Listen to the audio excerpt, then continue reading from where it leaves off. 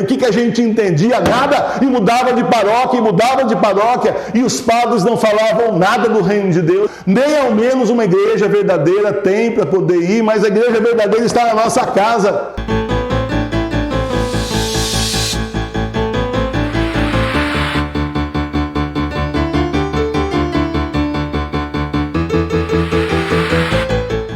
Muita gente está preferindo rezar em casa, na sua igreja doméstica.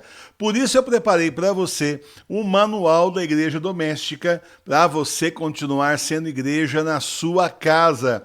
O livro traz como celebrar os sacramentos na igreja doméstica, traz várias bênçãos importantes, orações especiais e também os roteiros dos encontros com Jesus para você fazer todo domingo, isso aí tudo dentro daquilo que a Santa Igreja Católica Apostólica Romana ensina.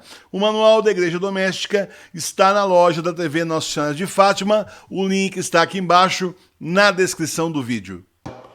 O pior cego é aquele que não quer ver. O cego de Jericó, à beira do caminho, queria ver. E quando então ele ouviu falar que Jesus estava passando, ele não simplesmente ficou parado, sentado à beira do caminho, ele começou a gritar para ser ouvido: Jesus, filho de Davi, tem piedade de mim. E é justamente isso que nós precisamos fazer, porque nós, infelizmente, também somos cegos para o reino de Deus. Quantas coisas reveladas, escritas aqui na Bíblia Sagrada, quantas coisas a igreja, a verdadeira, nos ensina através da sagrada tradição, do sagrado magistério, e nem por isso nós conseguimos, lendo e ouvindo, entender. Quantas coisas os santos já nos ensinaram, e às vezes você pega um livro do santo, lê e sozinho não consegue entender, porque as escamas fecham os seus olhos, você está cego para Deus. E quem é que te cega? O pecado. O diabo te cega, fecha seus olhos para que você não entenda, não veja a salvação do Senhor. Feche seus ouvidos também para que você não perceba, ouvindo, não entenda. E simplesmente aquilo passe. E depois, talvez daria 1 ano, 2, 3, 10, você vai ouvir de novo e vai dizer: puxa vida, eu já tinha ouvido essa palavra antes, mas nunca tinha entendido o significado. Se isso não bastasse, temos ainda os falsos pastores pregando errado.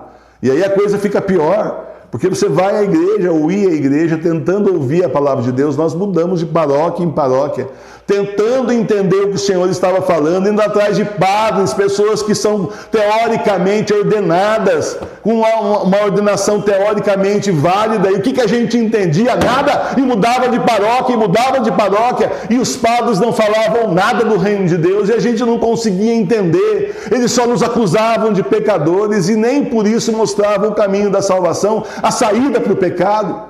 Parece que tem uma norma para essa gente, no seminário deve aprender isso. Olha, deixa o povo ali, a assembleia bem culpada, que eles abrem mais a carteira e te pagam mais na hora do ofertório.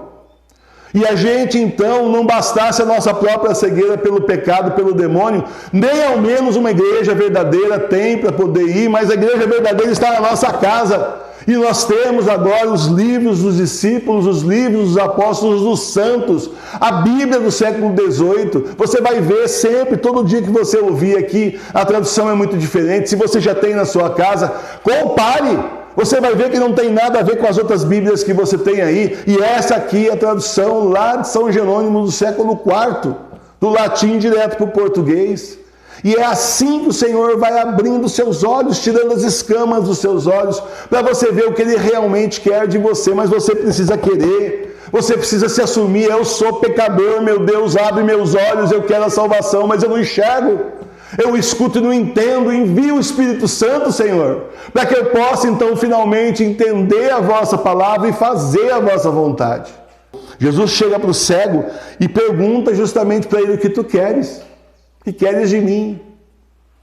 Ela fala assim: poxa, mas ele é cego, é claro que ele quer enxergar. Não, ele podia querer cura de outra coisa. Jesus sabia que era isso, e Jesus conhece o nosso coração, mas nós precisamos pedir, nós precisamos implorar a misericórdia de Deus. Quanta coisa Deus te dá todos os dias sem nem você pedir. Você vai ver aquilo daqui a 1 ano, 2, 10, e talvez você nunca veja.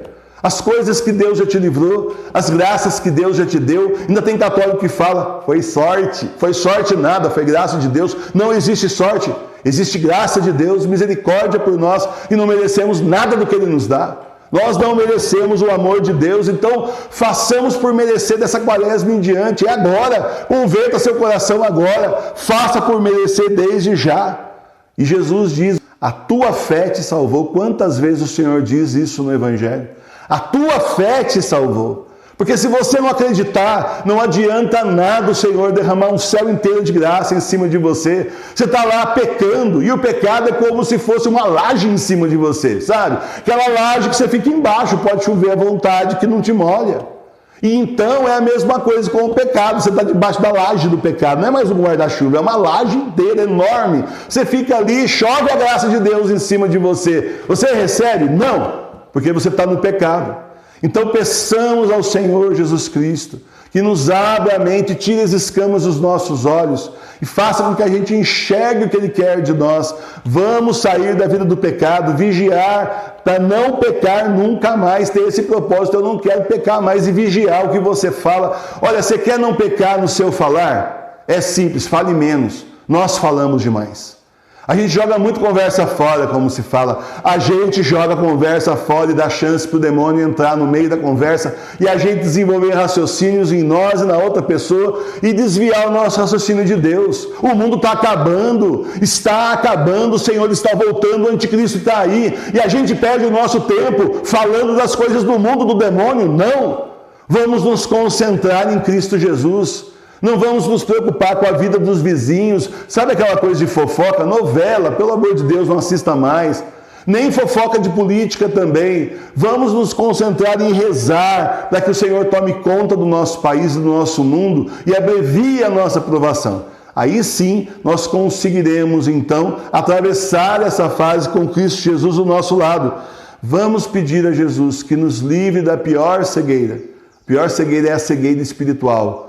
Aquela que faz com que você não veja o Senhor do seu lado, não veja a obra de Deus na sua vida, nem muito menos a vontade dele. A vontade do Senhor é te salvar, mas você precisa seguir o caminho estreito que dá em Jesus, que é o único, que é o caminho, verdade e vida. Louvado seja nosso Senhor Jesus Cristo.